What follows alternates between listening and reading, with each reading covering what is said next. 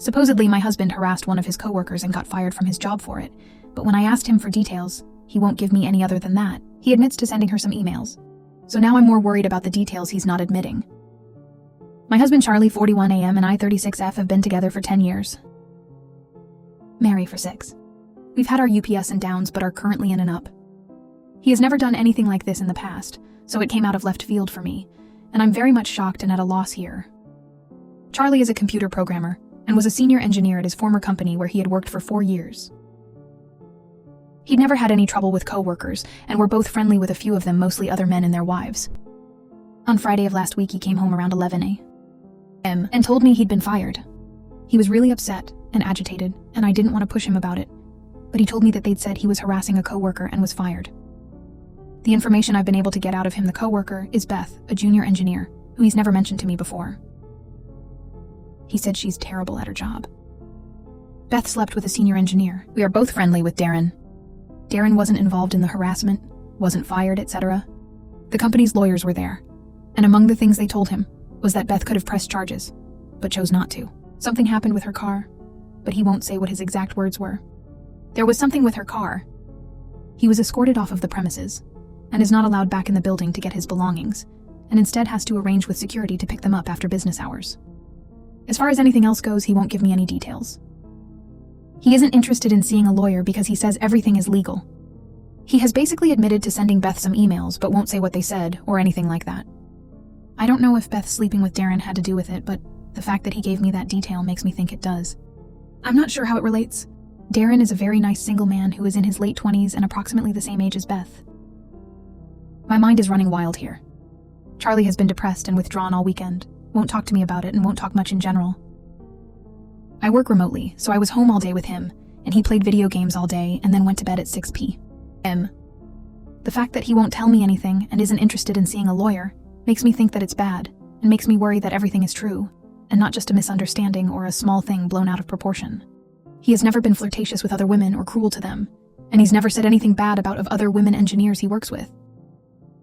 I don't know what to do here. My instinct is to be supportive of my husband, but I don't know what kind of behavior I'd be supporting. I don't want to run to his coworkers we know and ask them, since they're more our friends than my friends.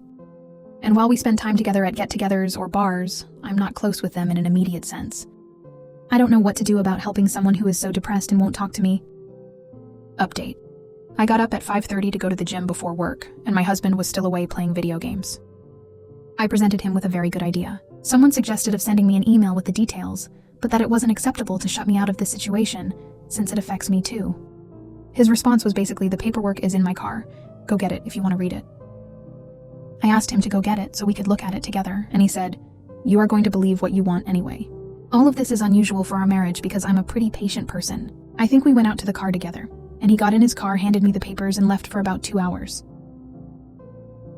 I was panicked because I didn't know where he went, if he was okay, if he was thinking of hurting himself. But his mother texted me at 9 saying he was over there, asking me what happened, if everything is okay, etc.